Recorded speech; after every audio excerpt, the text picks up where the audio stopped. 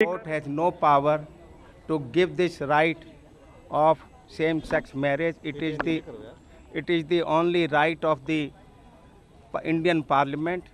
Today, it has been accepted by Honorable Supreme Court, and we are happy that Supreme Court has held that this power can't be given to same-sex for having the marriage because India is a ancient country. Indian population is having its values in society.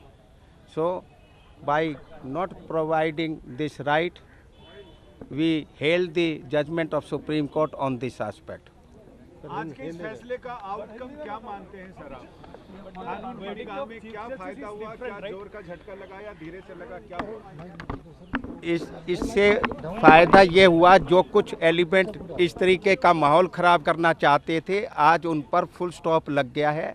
इस तरीके की जो कई बार जो हमारी कुछ foreign powers जो India को डेवलप होने से रोकना चाहते थे, हमारी जो सोसाइटी, हमारा जो सिस्टम को ब्रेक डाउन करना चाहते थे, आज उनको बहुत धक्का लगा है और हमारी ट्रेडिशंस कंटिन्यू रहेंगे। लेकिन ये तो अधिकारों का मामला है, ये कह रहे थे अधिकार, और कोर्ट ये कह रहा है कि भाई इनका अधिकार तो है लेकिन वो अधिकार देने का काम संसद करेगी, हम नहीं। हाँ, यही इसीलिए जो ये कहते थे कि हम कोर्ट से करा लेंगे, आज उनको पता चल गया है कि हिंदुस्तान की भी कोर्ट जो हमारा जो सिस्टम को चेंज करने के लिए नहीं है, हमारी सुप्रीम कोर्ट भी जो हैं वो ये मानती हैं कि कानून बनाने का, कानून को अमेंड करने का अधिकार भारत की संसद को है आज, और भारत सरकार का भी यही था।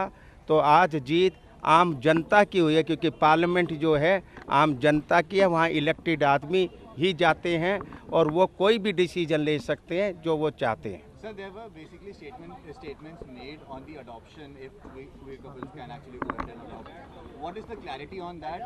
Has the adoption rights been given or has that also not been given? It is yet to be properly studied, and there will be, that is only by mere this statement by the court will not be sufficient. There will be changes will be required in our acts.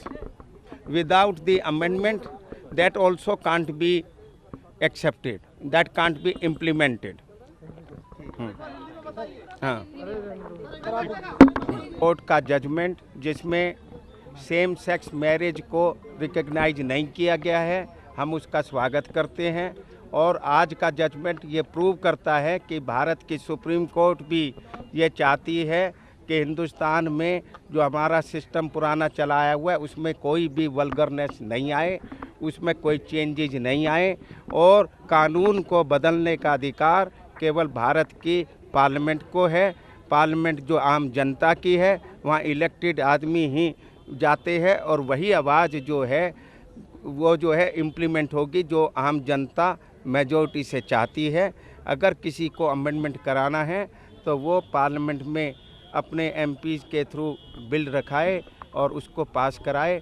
Supreme court ऐसी चीज़ों को कोई recognise नहीं करेगी, कोई इस चीज़ को इजाज़त नहीं देगी जिससे समाज बढ़ता हो, वल्गरनेस आता हो। जो हमारा पुराना जो हमारी सभ्यता है उसको उन्होंने मेंटेन रखा है। सर, जो कमेटी बनाने के लिए कहा है सरकार को, वो कमेटी कब तक बनने की उम्मीद है, सरकार बना देगी? ये अभी